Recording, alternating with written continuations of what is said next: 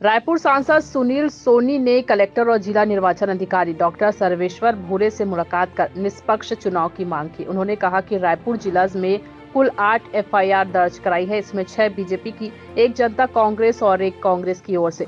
विषय यह नहीं है कि एफआईआर दर्ज किया गया है या नहीं, बल्कि यह है कि गिरफ्तारी हुई है या नहीं।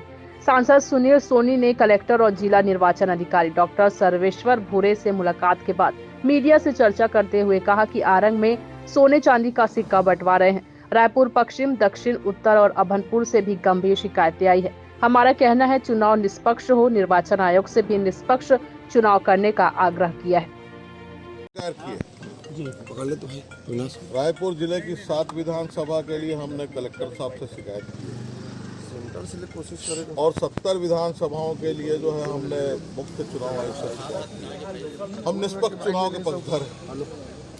ये जिस प्रकार से खुलेआम दारू बांटना, पैसा बांटना, चांदी के बिछिए बांटना, साड़ी बांटना, ये जो काम है बंद होना चाहिए।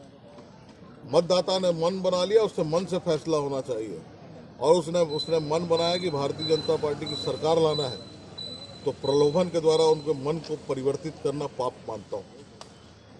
और ये जो पूरे प्रदेश भर के अंदर में चल रहा है, इसको रोकना चाहिए। और रायपुर में जो आतंक है, जो अपराधी घूम रहे हैं खुलेआम, उनको जेल के अंदर में डालें और जो शिकायतें हमारी आ रही है एफआईआर दर्ज नहीं, उनको वहीं पर जेल पे डालेंगे तो समझ में आ जाएगा।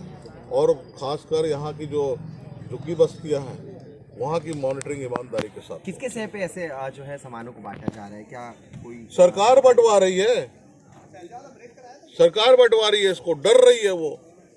और सरकार के सारे लोगों ने स्वीकार किया हमारी सरकार नहीं आ रही है, तो एक प्रलोभन का एक माध्यम बनाया, असफल माध्यम है ये।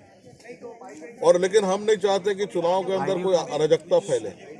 लोग निर्भीकता के साथ में, निष्पक्षता के साथ में, शांति के साथ में मतदान करें, ये हमने आग्रह किया। ठीक है।